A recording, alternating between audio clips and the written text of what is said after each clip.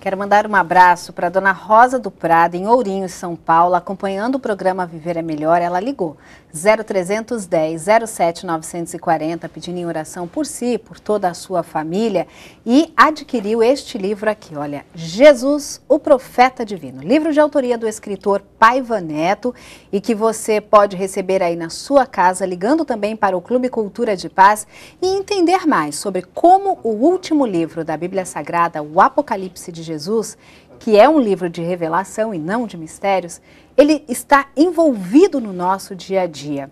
Como as profecias contidas neste livro, o Apocalipse, falam sobre a atualidade.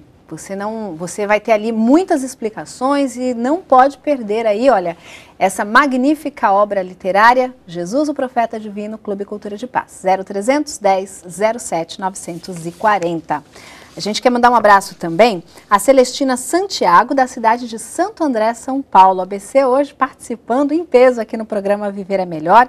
E ela gostaria de saber, doutor Mário, qual é o tratamento, quer saber mais sobre a demência senil, quer saber qual é o tratamento quando essa doença começa e como que o geriatra pode perceber a diferença dela da doença de Alzheimer.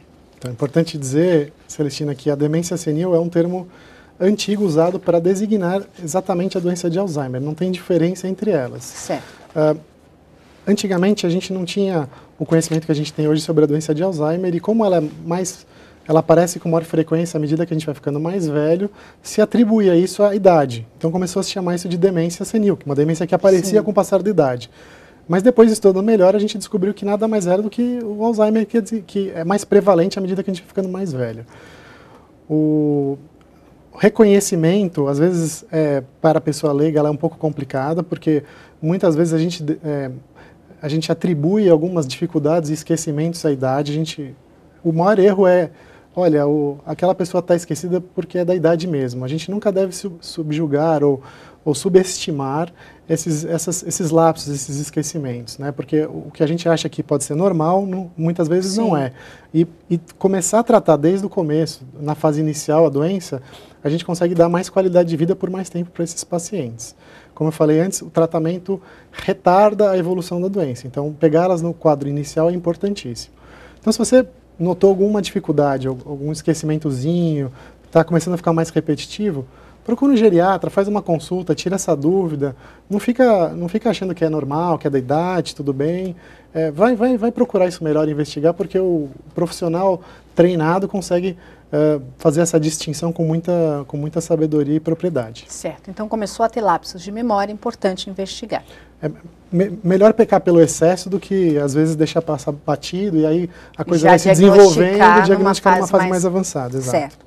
A dona Alta Gonçalves Marinho, da cidade de São Gonçalo, no Rio de Janeiro, um abraço para todo o povo carioca e fluminense que sempre participa do programa Viver é Melhor. Ela quer saber sobre artrose. Ela faz um tratamento há muito tempo, mas ela conta que sente ainda muita dor, doutor.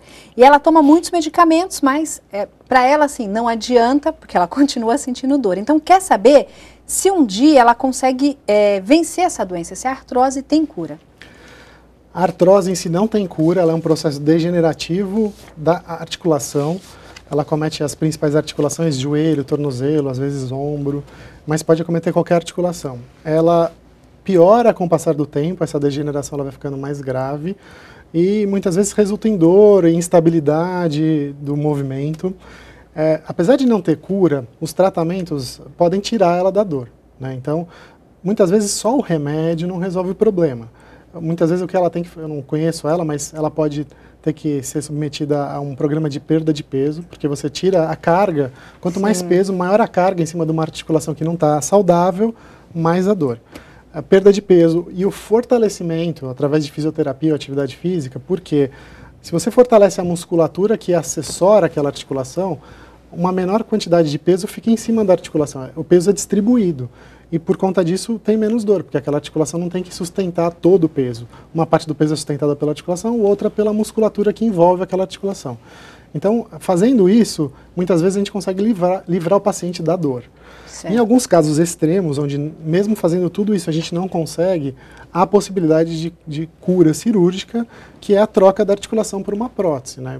Você acaba colocando uma prótese no local, que é um material sintético, resistente, e no momento que você substitui aquele osso que está deteriorado pela prótese, geralmente cessam os sintomas, apesar de que a cirurgia é uma cirurgia que requer alguns cuidados, não é todo mundo que pode se submeter, então, por ser uma medida invasiva, a gente deixa como último recurso.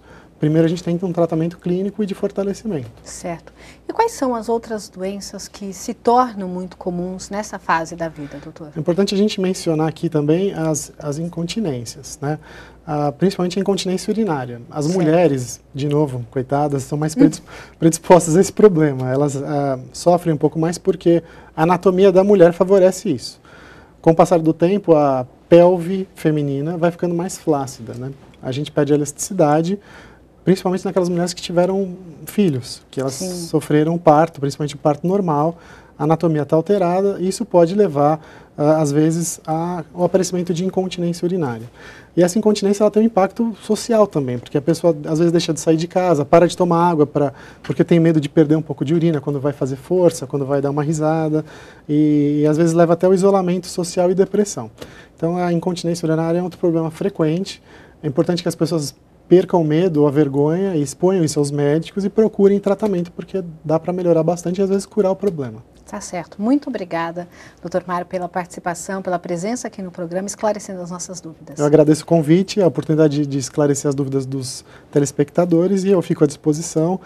Para quem não conseguiu fazer alguma pergunta, eu queria deixar, se possível, a minha homepage, meu site, então é www.drmariobruschi.com.br. Lá você pode mandar por e-mail uma dúvida que surgir, lá tem algum material, alguns artigos que eu escrevo que possa esclarecer aí alguma dúvida que a pessoa ainda tenha ficado desses problemas. Tá certo. Tá bom? Muitíssimo obrigada, mais uma vez agradecemos ao doutor Mário Luiz Bruschi, geriatra, formado pela Faculdade de Medicina do ABC, especializado em geriatria pela Sociedade Brasileira de Geriatria e Gerontologia. E agradecemos você também a presença aqui no programa Viver é Melhor de hoje, a participação. É bom a gente sempre esclarecer as nossas dúvidas, porque assim a gente vive bem sempre.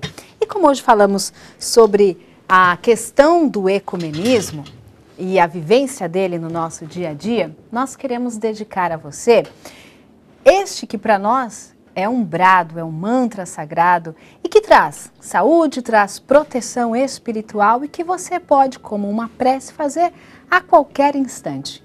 Deus está presente e viva Jesus em nossos corações para sempre!